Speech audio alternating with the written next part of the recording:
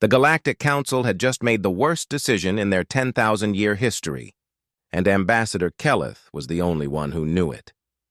The chamber of the Grand Assembly stretched 500 meters in every direction, its crystalline walls reflecting the bioluminescent glow of 1,000 different species. Representatives from across 3 spiral arms had gathered for this emergency session, and the air hummed with translation fields struggling to convert rage into coherent speech.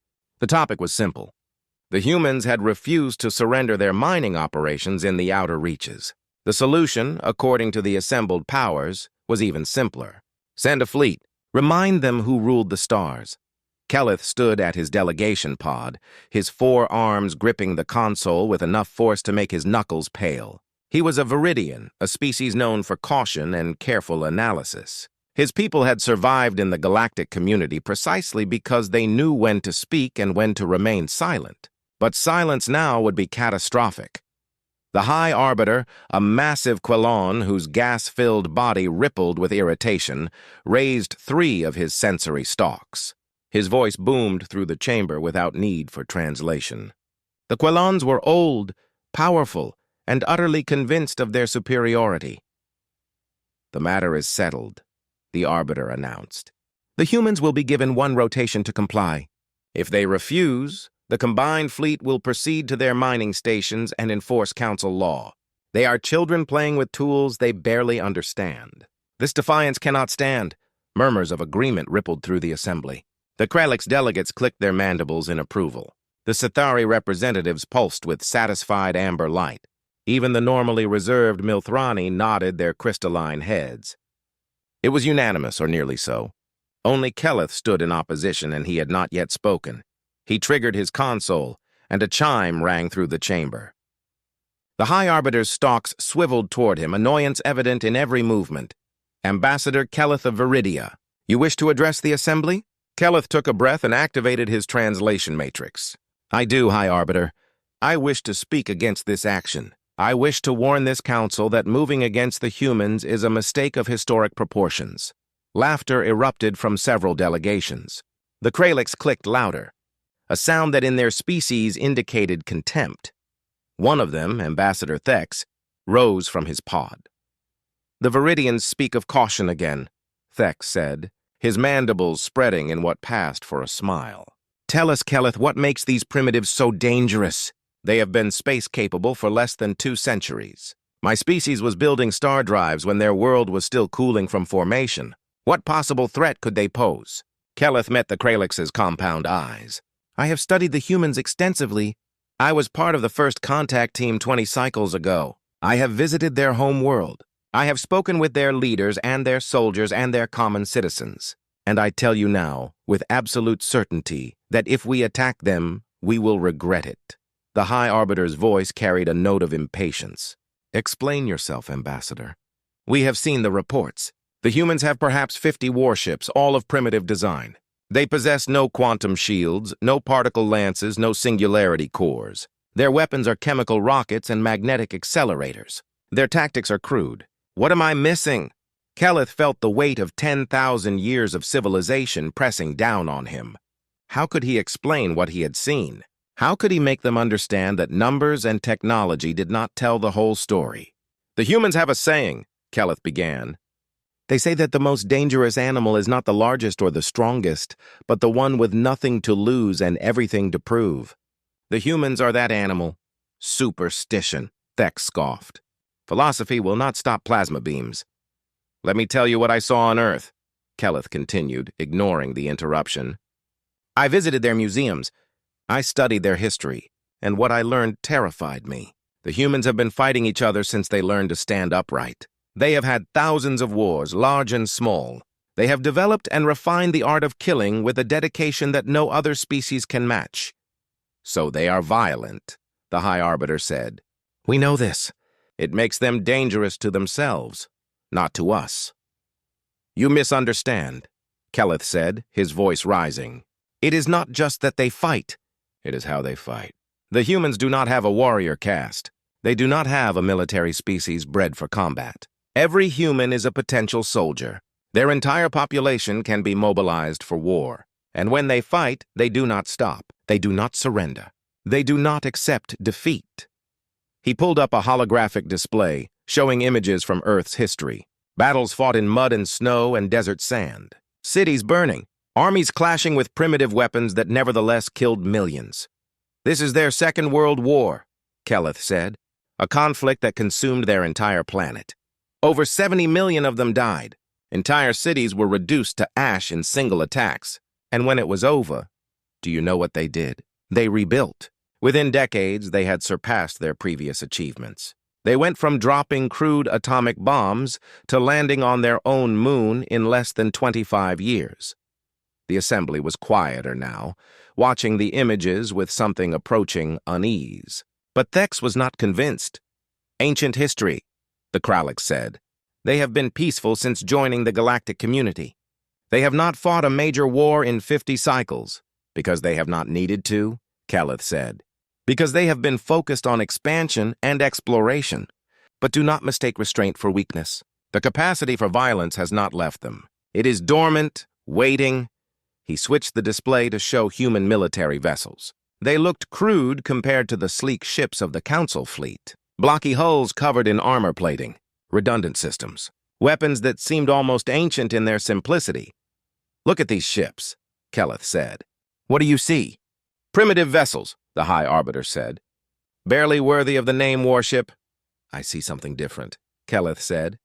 I see ships designed by a species that understands war. Look at the armor. It is not energy shielding that can be overwhelmed. It is physical plating, layer after layer, designed to absorb punishment. Look at the weapons.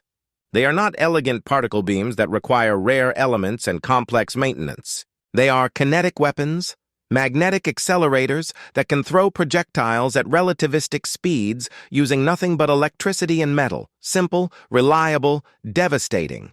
He paused, letting the images sink in. The humans build their warships the same way they fight their wars, with redundancy, with reliability, with the assumption that everything will go wrong and they will need to keep fighting anyway.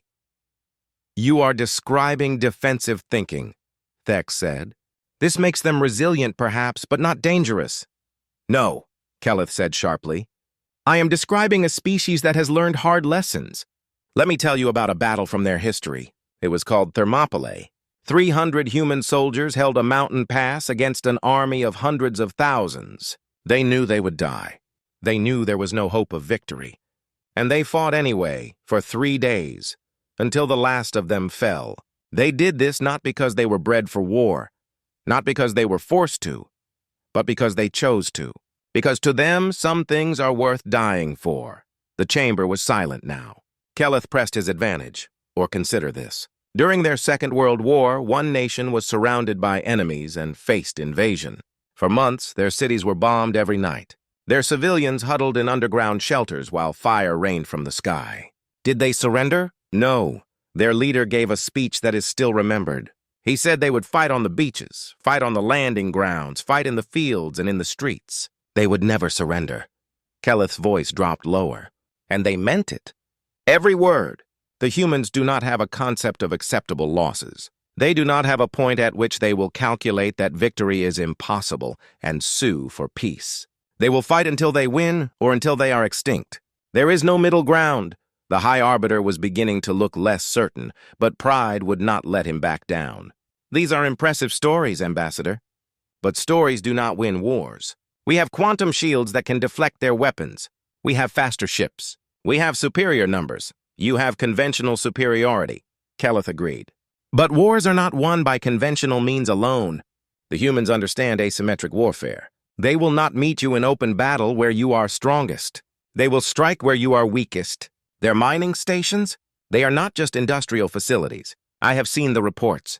Each one is fortified. Each one has weapons and supplies hidden away. Each one is crewed by people who will not evacuate, who will not surrender. He pulled up tactical data, showing the layout of the mining stations in the outer reaches. They looked innocuous enough, but Kelleth highlighted key features. Look at the reactor placements, he said. Look at the fuel storage. Everything is designed so that it can be overloaded, turned into a weapon if necessary. The humans are not stupid. They know they cannot match us ship for ship. So they have prepared to make every station a fortress, every meter of ground a killing field. Then we will destroy them from orbit, the High Arbiter said. We do not need to land troops, and... The chamber waited. He said that humanity would lose every conventional engagement. They would be outgunned, outmaneuvered, outnumbered. Their cities would burn. Their fleets would be destroyed. Within months, they would be facing extinction. Kelleth paused, and then he smiled. He smiled and said that was when the real war would begin. Explain, the High Arbiter demanded. He said that humans have spent 10,000 years learning to fight losing wars. They know how to resist occupation. They know how to build underground networks. They know how to turn civilians into soldiers and factories into armories. He said that even if we conquered every major city, even if we held every strategic location, we would never truly control Earth. Because every human who survived would be an enemy. Every school would teach resistance. Every home would be a potential base. Every day would bring new attacks, new sabotage, new casualties. Kelleth's voice was steady now, but there was an edge of desperation in it. He told me about a war fought on their own planet, in a region they call Vietnam. A technologically advanced nation tried to defeat a less developed enemy through superior firepower. They dropped more explosives than were used in their entire Second World War. They destroyed jungles and villages and infrastructure. And they lost. They lost because the enemy never stopped fighting, never stopped resisting, never stopped believing they would win. One example, Thek said, but his voice lacked conviction. I have hundreds, Kelleth said. The Afghans who fought off empires for centuries. The partisans who resisted occupation through sabotage and assassination. The resistance movements that operated behind enemy lines, disrupting supply chains and gathering intelligence. The humans have refined these tactics over millennia. They have learned that you do not need to win battles to win wars. You just need to make the cost of victory higher than the enemy is willing to pay. He advanced the display again, showing orbital mechanics. And now they are in space. Now they have access to resources and technology that make guerrilla warfare even more effective. An asteroid moved onto a collision course. A cargo ship rigged with explosives and set on autopilot. A computer virus inserted into a fleet's navigation system. The possibilities are endless, and the humans are creative, terrifyingly creative. The High Arbiter's stalks drooped slightly. You truly believe they would resort to such measures? I know they would, Kelleth said, because they have already planned for it. I read their military doctrine. I saw their contingency plans. They have scenarios for alien invasion. They have protocols for asymmetric resistance. They have trained their soldiers and their civilians in exactly what to do if a superior force attacks. This is not paranoia. This is preparation. He gestured at the assembly with all four arms. We are ancient civilizations. We have ruled the stars for thousands of years. We have grown comfortable. We fight our wars according to rules and conventions. We have a concept of acceptable losses. We know when to negotiate and when to withdraw. The humans have none of these limitations. They will do whatever it takes to survive, and they will not stop until either they have won or they are extinct. Then we will make them extinct, Thek said, but there was no conviction in his voice. Will you? Kelleth asked. Can you? To truly eliminate the humans, you would need to destroy every colony, every station, every ship. You would need to hunt down every last human in the galaxy and kill them. And every day you spent doing that, you would be creating martyrs. You would be fueling resistance movements on your own worlds. Other species would see what you were doing and wonder if they were next. The entire galactic order would collapse. He looked around the chamber, meeting the eyes and optical sensors and sensory stalks of every delegate. And even if you succeeded, even if you eliminated every human, what would you have gained? Empty mining stations? Dead worlds? The hatred of every species that valued freedom? You would not be heroes. You would be monsters. The Council would become the very thing it was founded to oppose. A tyrannical force that crushes dissent through genocide. The chamber was silent for a long moment. Finally, the High Arbiter spoke, and his voice was troubled. What would you have us do, Ambassador Kelleth? The humans have defied Council law. We cannot simply ignore it. Negotiate, Kelleth said immediately. Talk to them. Find out what they want. The humans are not unreasonable. They value trade and cooperation. But they will not be bullied. They will not be threatened. Approach them with respect, and they will respond in kind. Approach them with threats, and they will show you why every predator on their home world learned to avoid their ancestors. This is weakness, Thek said. But he sounded uncertain now. No, Keleth said firmly. This is wisdom. The strong species are not those who win every fight. They are those who know which fights to avoid. I am telling you now, as clearly as I can, that a war with humanity is a fight we should avoid. Because even if we win, even if we crush their fleets and burn their worlds, we will lose something far more valuable. We will lose our innocence. We will become the monsters that future generations will speak of with horror. He deactivated his display and looked directly at the High Arbiter. I have seen what the humans are capable of. I have studied their history and their culture and their capacity for both creation and destruction. And I am telling you with absolute certainty that if we attack them, they will reduce our empires to ashes, not through superior technology, not through greater numbers, but through sheer, unbreakable, relentless will. The chamber remained silent. Keleth sat down, exhausted. He had said everything he could. Now it was up to the council to decide whether wisdom or pride would prevail. The High Arbiter's stalks moved in complex patterns, a sign of deep thought among the Kellans. Finally he spoke. The council will recess for deliberation. We will reconvene in one rotation. Ambassador Keleth, your concerns are noted. As the delegates began to file out, Keleth remained in his pod, staring at the empty display. He had done what he could. But he knew the council. He knew how pride and tradition could override common sense. And he knew that there was a very real chance that his warnings would be ignored. In which case, the galaxy was about to learn a very hard lesson about the humans, and that lesson would be written in fire. Part 2. The council reconvened exactly one rotation later, and Keleth knew immediately that his warnings had fallen on deaf ears. The High Arbiter's stalks were raised in a posture of determination, and the assembled delegates buzzed with anticipation rather than fear. They had made their decision, and it was not the one Keleth had hoped for. The council has deliberated, the High Arbiter announced. We acknowledge Ambassador Keleth's concerns. However, we cannot allow defiance of council law to stand unchallenged.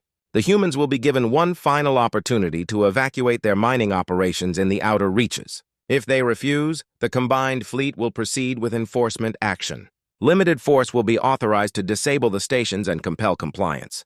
Keleth felt his heart sink. Limited force. They still did not understand. They thought they could apply pressure, demonstrate superiority, and the humans would fold. They had learned nothing. High Arbiter, Keleth said, rising again. I must protest this decision. The humans will not evacuate. They will interpret enforcement action as an act of war. And once that line is crossed, there will be no going back. Your protest is noted, the High Arbiter said dismissively. However, the decision stands. The fleet will depart within 2 rotations. That is final. The session ended, and Keleth returned to his quarters in a state of deep unease. He immediately sent an encrypted message to his government on Viridia, warning them of what was coming. Then he did something that could cost him his career. He sent a warning to the humans. The message was simple and direct. The council was coming. They would demand evacuation. They would use force if necessary. He urged the human authorities to consider withdrawal, not out of weakness, but out of wisdom. Avoid the war that was coming. The response came back within hours. It was from Admiral Sarah Chen, the commander of human forces in the outer reaches. Keleth had met her during his time on Earth, and he remembered her as sharp, pragmatic, and utterly fearless. Ambassador Keleth, her message read, thank you for the warning. I want you to know that it is appreciated. However, I need you to understand our position. Those mining stations represent 2 years of work and significant investment. More importantly, they represent our right to operate in unclaimed space under the very same galactic laws the Council claims to enforce. We will not abandon them because of threats. Keleth felt a chill run through him. He knew what was coming next. I want you to deliver a message to the Council, Admiral Chen continued. Tell them that we are willing to negotiate. We are willing to discuss their concerns and find a peaceful resolution, but we will not be bullied. We will not abandon our property and our people because someone bigger decided they want what we have. If they come to our stations with weapons ready, they will find us ready as well. We do not want a war, Ambassador. But if war is what they bring us, then war is what they will get. The message ended with coordinates for a diplomatic channel. The door was still open for negotiation, but Keleth knew the council would not use it. They had committed to their course, and pride would not let them back down. 2 rotations later, the combined fleet departed from council space. It was an impressive armada by any standard. 75 warships representing a dozen different species, from the massive Kelon dreadnoughts to the swift Kralix strike cruisers. The fleet commander was Admiral Vosh, a Quelon with a distinguished record and an unshakable belief in council superiority. Keleth watched the departure with a sense of impending doom. He had requested permission to accompany the fleet, to be present for the negotiations he still hoped might occur. Permission had been granted, though he suspected it was only because the council wanted a witness to their inevitable victory. The journey to the outer reaches took 6 standard days. Keleth spent most of that time trying to convince Admiral Vosh to attempt diplomacy before resorting to force. The admiral was polite but firm. The council had issued orders. Those orders would be followed. "The humans are like children," Vosh said during one conversation. "They have reached for stars before they were ready. They need to be taught their place in the galactic order. This is for their own good." Keleth bit back his response. There was no point in arguing further. The admiral would learn soon enough.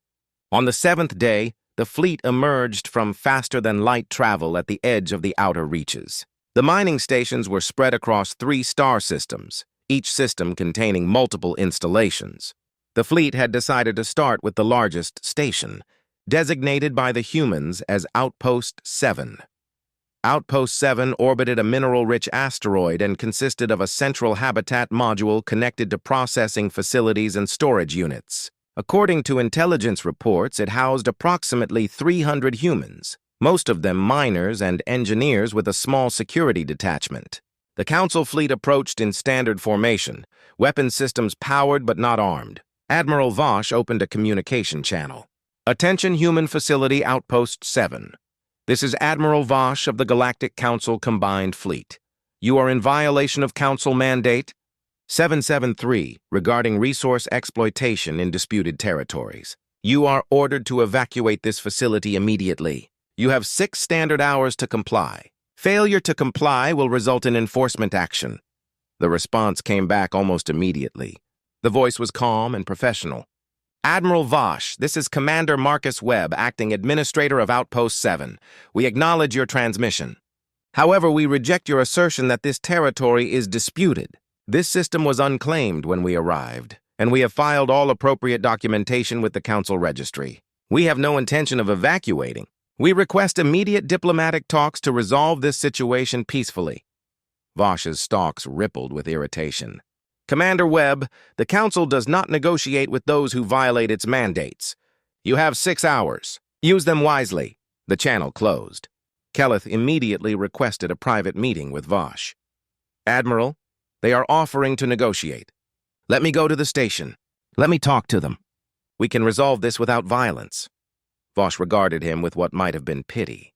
"Ambassador, I admire your dedication to peace, but the time for negotiation has passed. The humans must learn that defiance has consequences. When they see our strength, they will realize the futility of resistance." "You are making a mistake," Keleth said flatly. "Time will tell," Vosh replied. The 6 hours passed slowly. Keleth monitored communications from the station, looking for any sign that the humans were preparing to evacuate. Instead, what he saw chilled him. The station was not shutting down. It was powering up. Energy signatures were increasing. Docking ports were sealing. Defensive systems were activating. The humans were not evacuating. They were preparing for battle. When the deadline passed, Admiral Vosh gave the order. "All ships assume attack formation. Target the station's power systems and communications array. Disable but do not destroy. We want them intact for salvage." The fleet moved forward in a coordinated ballet of military precision. Weapon systems came online, bathing the void in exotic energy signatures. The Quelon dreadnoughts took position at the center, their massive particle lances capable of slicing through armor like it was paper.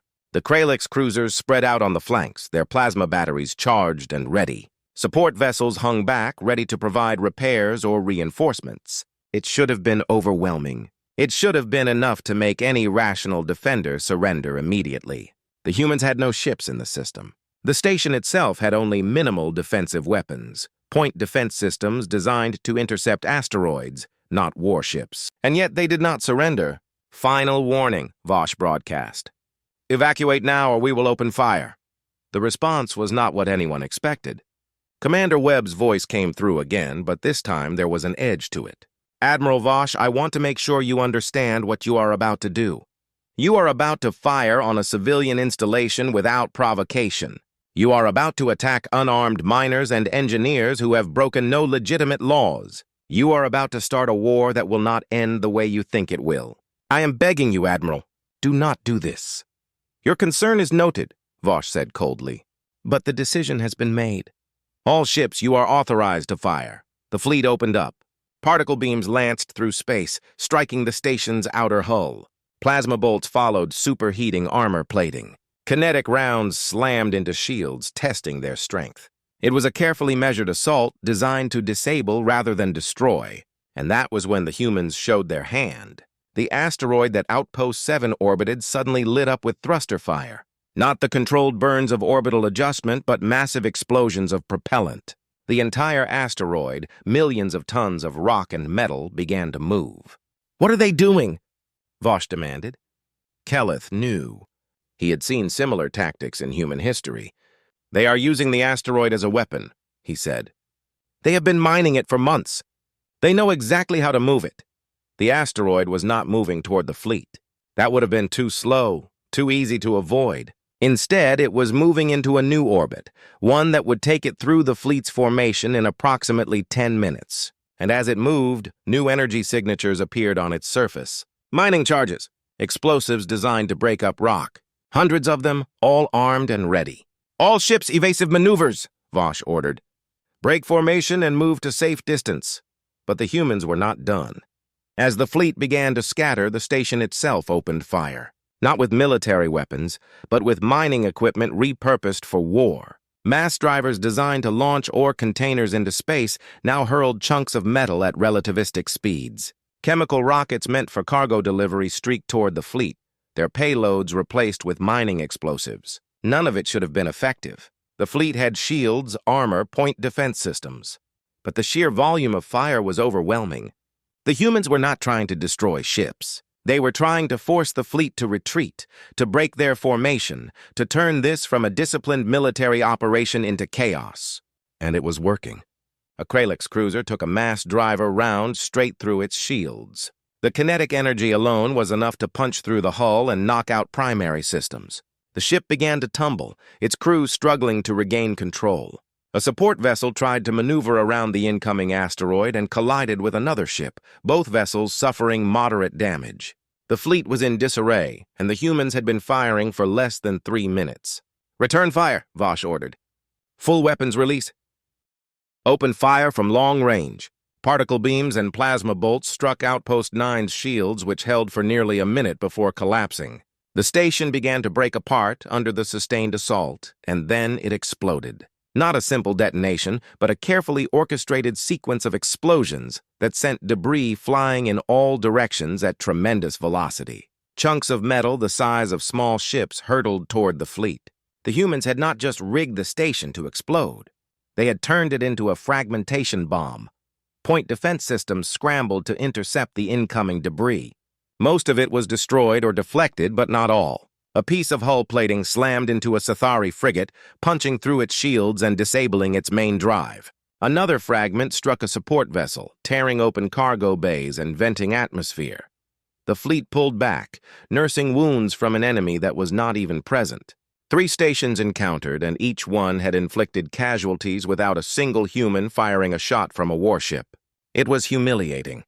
More than that, it was terrifying. "Admiral," one of Vosh's subordinates said hesitantly, "perhaps we should consolidate and reassess. The humans are employing tactics we did not anticipate. We need time to develop countermeasures." Vosh's entire body rippled with fury. "We are not retreating. We have superior numbers and superior technology. The humans are simply more desperate than we anticipated. Desperation is not a sustainable strategy. Continue to the next target. Kelleth felt a deep sense of futility. The Admiral was not listening to reason.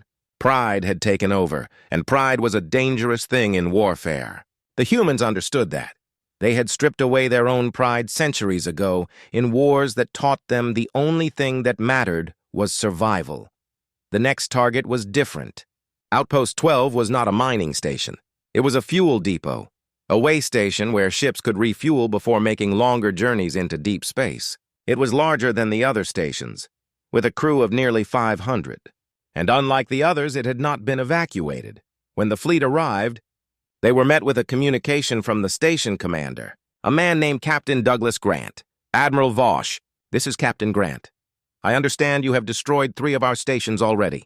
I understand you intend to destroy this one as well. I want you to know that we are not going to make it easy for you. This station contains enough refined fuel to power a small fleet for a month. If you attack us, we will rupture those fuel tanks. The explosion will be visible from the nearest inhabited system, and every human in the galaxy will see what you have done to us." Vosh responded immediately. "Captain Grant, you are in violation of Council law. Surrender the station immediately, and you will be allowed to evacuate peacefully. Resist, and you will share the fate of Outpost 7. There was a long pause. When Grant spoke again, his voice was tired but resolute. "Admiral, I have 500 people on this station. Miners, engineers, civilians. I have a 6-year-old girl here whose father works in processing. I have an elderly couple who came out to the outer reaches to see the stars before they died. I have people with families, with dreams, with lives. And you are telling me I have to choose between abandoning everything they have worked for or watching them die?" "Those are your choices, yes," Vosh said coldly. "Choose wisely." "You are not giving me a choice," Grant said. "You are giving me a gun and asking which direction I want it pointed. Well, Admiral, I will tell you what I am going to do. I am going to put every civilian on this station into escape pods. I am going to point them toward the nearest human settlement. And then the rest of us are going to stay here and wait for you to make your decision." "That is unacceptable," Vosh said. "You will surrender the entire station, or you will what?" Grant interrupted. "Kill us! You have already made it clear that is your intention. You have already murdered 300 people at Outpost 7. You have already destroyed 2 more stations. So do not pretend this is about law or order or any of the noble things you tell yourselves. This is about power. This is about putting us in our place. Well, Captain, we are not going anywhere. Come and take this station if you want it. But know that every human who dies here will be on your conscience. And every human who lives will remember what you did." The transmission ended. Kelleth watched as the station began launching escape pods. Dozens of them, small craft with minimal life support, each carrying a handful of civilians toward the nearest human colony, days away at sublight speeds. "Admiral," Kelleth said urgently, "let them go. Let the civilians evacuate, then negotiate with Grant. This does not have to end in bloodshed." "They are stalling," Vosh said, "buying time for reinforcements to arrive." "What reinforcements?" Kelleth demanded. "The humans have no warships in this sector. They are evacuating civilians because Grant is trying to minimize casualties. Show mercy now, and you might salvage something from this disaster." Vosh considered for a moment, and Kelleth dared to hope that wisdom might prevail. But then the Admiral's stalk stiffened with resolve. No. They made their choice when they refused to evacuate. Targeting solution on the station. Prepare to fire. "Admiral, I am formally protesting this action," Kelleth said. "What you are about to do is murder. Plain and simple. The civilians are evacuating. Grant is trying to protect them. If you fire now, you will be killing people who are trying to surrender." "They should have thought of that before defying the Council," Vosh said. "Fire!" The fleet opened up once more. But this time, something different happened. As the first beams struck the station's shields, Captain Grant broadcast one final message. Not to the Council fleet, but to every human receiver within 100 light years. "This is Captain Douglas Grant of Outpost 12.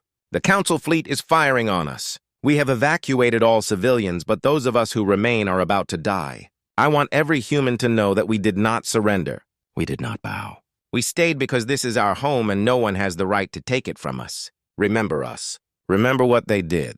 And make them pay." The shields collapsed. The particle beams sliced through the station's hull, And then Captain Grant did exactly what he had promised. He ruptured the fuel tanks. The explosion was beyond anything the fleet had anticipated. Refined Starship fuel was volatile by necessity, packed with energy. When it ignited, it released the equivalent of a small nuclear weapon. The station vanished in a ball of fire that expanded with terrifying speed. And it was not just the station that burned. The escape pods were still too close. The ones that had launched first were far enough to survive, but the last few dozen were caught in the blast wave. 23 pods, each carrying between 5 and 8 civilians, were incinerated instantly. The fleet pulled back, watching the fireball slowly dissipate. They had won again, another human installation destroyed. But the cost was becoming harder to ignore. 2 Kralix ships destroyed at Outpost 3, damage to a dozen more from Outpost 9, and now the knowledge that over 100 civilians, people who were actively trying to escape, had died in the explosion. Kelleth felt numb. He had watched the Council cross from enforcement action to something darker. They were no longer trying to compel compliance. They were trying to break the human spirit through overwhelming force. And they did not understand that every action was having the opposite effect. Captain Grant's final message was already spreading through human space. Within hours, it would reach Earth. Within days, every human colony would know what happened at Outpost 12, and they would respond. The fleet continued its campaign. Over the next 3 days, they destroyed or disabled 8 more stations.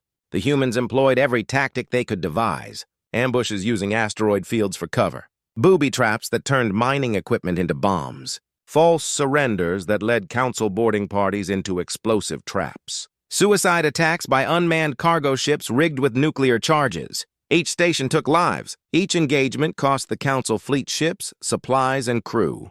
And with each victory, Admiral Vosh became more determined to prove that the Council's power was absolute. On the 4th day, something changed. The fleet approached Outpost 19 and found it heavily defended, not by human warships, which were still conspicuously absent, but by something else entirely. The asteroid field surrounding the station had been seeded with thousands of small objects, each one broadcasting a power signature consistent with armed mines. "They have mined the entire approach," Vosh's tactical officer reported. "We cannot get close without triggering multiple detonations." "Then we will clear a path," Vosh said. "Launch drones to sweep the mines." The fleet began the painstaking process of mine clearance. Drones moved forward, using scanners to locate and destroy the mines one at a time. It was slow work, and every delay gave the humans more time to prepare. Kelleth monitored the operation with growing dread. This was different from the other stations. The humans were not trying to destroy this one. They were defending it, which meant they had something here worth protecting. After 6 hours of clearing mines, the fleet finally opened a corridor to the station. Vosh ordered an immediate assault before the humans could adapt. The fleet surged forward, weapons ready, and that was when the human warships arrived. They did not come through faster than light. They had been hiding in the asteroid field the entire time, powered down to minimal signatures, invisible among the rocks and debris. There were only 5 of them, frigates by human designation, small and lightly armed compared to the Council's heavy warships. But they were not alone. Each frigate was accompanied by dozens of smaller craft, fighters, shuttles, even mining vessels that had been hastily armed with whatever weapons the humans could mount. It was not a professional navy. It was a militia, a desperate gathering of anyone who could fly a ship and fire a weapon. And they attacked. The human ships did not try to engage the Council fleet in conventional combat. They knew they would lose. Instead, they went after specific targets with suicidal determination. Fighters dove toward the dreadnoughts, not trying to destroy them, but targeting their sensor arrays and communication systems. Shuttles rammed into frigates, their pilots ejecting at the last second if they were lucky, dying in the explosion if they were not. The human frigates focused on the support vessels, the tankers and supply ships that kept the fleet operational. They used their inferior weapons to maximum effect, targeting engines and fuel lines, trying to disable rather than destroy. Because every ship that had to be rescued, every vessel that needed repairs, was a drain on the fleet's resources. It was chaos. The kind of warfare that the Council races had not engaged in for centuries. The kind of desperate, brutal combat that had no place in civilized space. And it was working. Two support vessels were disabled in the first 5 minutes. A Kralix cruiser lost its main sensors and collided with a dreadnought, both ships suffering heavy damage. A fighter packed with explosives broke through point defenses and detonated against a frigate's bridge, killing the entire command crew. The Council fleet's numerical superiority meant nothing when they could not target their enemies effectively. The humans were too fast, too unpredictable, too willing to sacrifice themselves for even minor victories. Admiral Vosh realized what was happening and ordered a full retreat. The fleet pulled back, abandoning the assault on Outpost 19. As they withdrew, the human forces did not pursue. They had no ability to chase a fleeing enemy. Instead, they regrouped around the station, preparing for the next assault they knew would come. The Council fleet limped back to a safe distance and took stock of their losses. 4 ships destroyed outright. 8 more damaged too heavily to continue operations. Over 2,000 crew dead or wounded. And they had accomplished nothing. Outpost 19 remained in human hands, and the enemy had demonstrated that they could and would fight back. Keleth was summoned to a meeting with Admiral Vosh. The Quellon looked diminished somehow, his stalks drooping with exhaustion and stress. "I do not understand," Vosh said. "We have superior technology, superior numbers. Every engagement should be decided before it begins. How are they doing this?" "Because they are not fighting your war," Keleth said. "They are fighting their war. You expect them to line up and trade shots until one side surrenders. They expect to use every advantage, every trick, every sacrifice necessary to survive. You are fighting to enforce Council law. They are fighting for their homes and their lives. And that makes all the difference." "We cannot continue like this," Vosh admitted. "The fleet is being bled dry.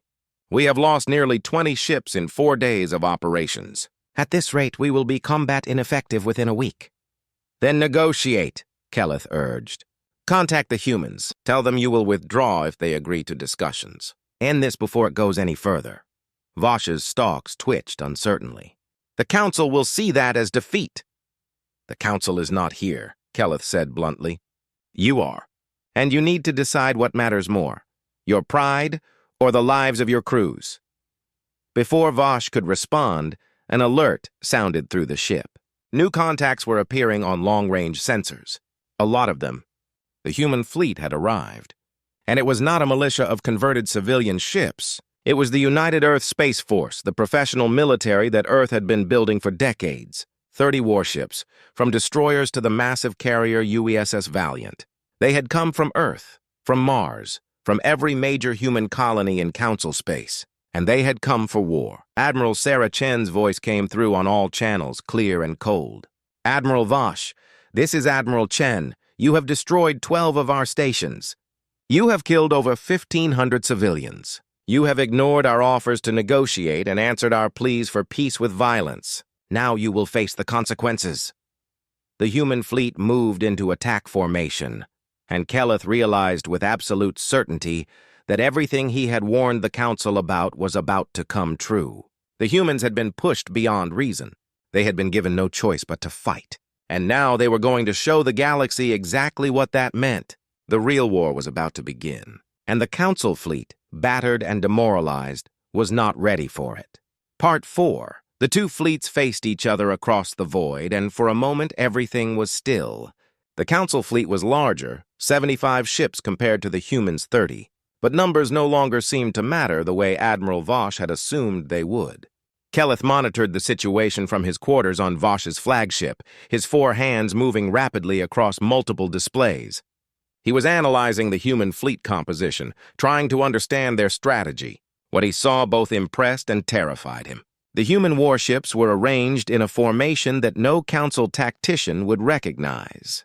They were not lined up for a traditional engagement. Instead, they had split into small groups, each centered around one of their larger vessels. It looked chaotic, undisciplined. But Keleth had studied enough human history to recognize what he was seeing. It was a pack-hunting formation, the same strategy human ancestors had used to bring down prey much larger than themselves. Admiral Chen's voice came through again, but this time it was on a private channel directed specifically at the Council flagship. "Admiral Vosh, I am speaking to you directly because I want you to understand something. What happened over the past 4 days did not need to happen. Every death, every destroyed station, every drop of blood spilled is on your conscience. You could have negotiated. You could have talked to us. Instead, you chose violence. Vosh responded, and Kelleth could hear the strain in his voice. Admiral Chen, you were in violation of council law. You were enforcing nothing, Chen interrupted. You were demonstrating power. You were putting us in our place. Well, Admiral, I'm going to show you what happens when you back humans into a corner. I'm going to give you one chance, one single opportunity to avoid what comes next. Withdraw your fleet. Return to council space. We will pursue diplomatic channels to resolve the